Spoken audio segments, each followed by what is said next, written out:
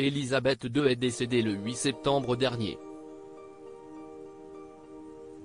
La famille royale s'est réunie pour lui rendre un ultime hommage. Des retrouvailles qui ont été commentées par Mike Tindall. Le 8 septembre dernier, CEST, une triste nouvelle qui a été annoncée. Élisabeth II est morte à l'âge de 96 ans dans sa résidence de Balmoral où elle se trouvait depuis plusieurs semaines. La reine est décédée paisiblement à Balmoral cet après-midi. Le roi et la reine consort resteront à Balmoral ce soir et reviendront à Londres demain, a-t-on pu lire dans un communiqué publié par Buckingham Palace. Un décès qui a bouleversé le monde entier et les Windsor qui ont enchaîné les hommages. Pour cette triste occasion, la famille royale au complet s'est réunie et CEST Mike Tindall qui, dans les colonnes de The Mirror ce mardi 27 septembre, a fait quelques révélations concernant ces retrouvailles. L'époux de Zara Tindall a évoqué les coulisses, c'était très triste, rempli d'émotions mais aussi joyeux. Dans un sens, c'était génial, a-t-il expliqué avant d'ajouter, de voir la famille se retrouver au complet. Selon ce propos, le décès d'Élisabeth II, personne ne s'y attendait. On ne peut pas le prévoir. Elle avait 96 ans, on sait que cela va arriver mais on n'est toutefois jamais prêt pour le jour où cela se passera, a-t-il poursuivi. Une situation qui l'a beaucoup attristé, notamment parce qu'il a pensé à son épouse. Voir Zara dans cet état. Elle aimait évidemment la reine et leur passion pour les chevaux.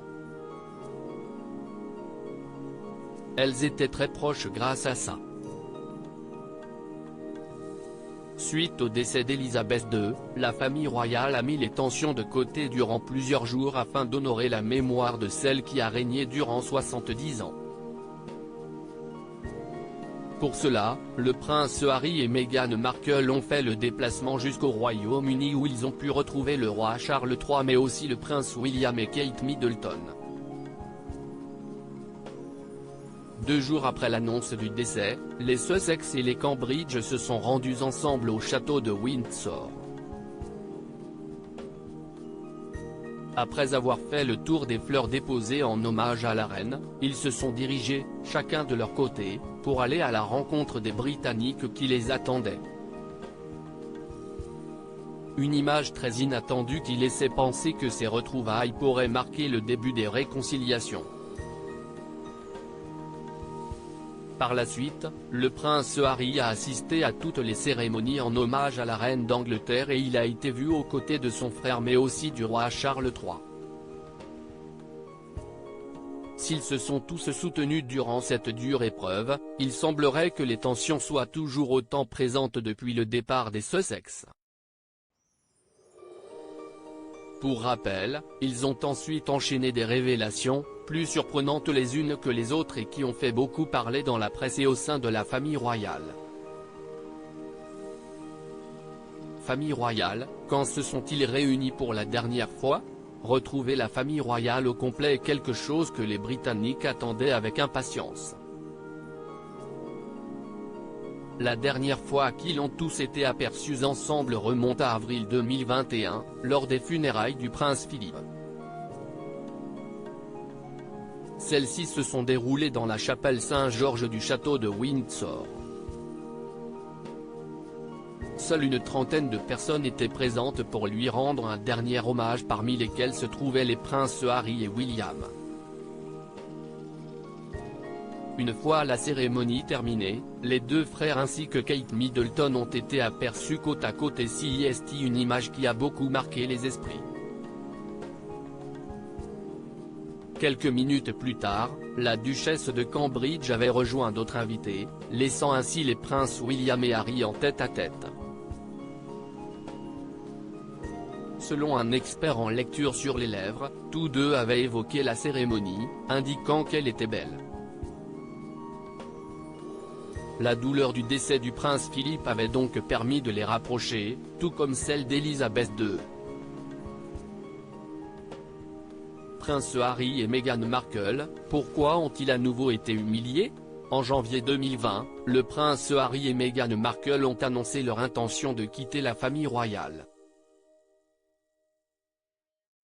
Une nouvelle qui a fait l'effet d'une bombe et qui n'a toujours pas été digérée par les Windsor mais aussi les Britanniques.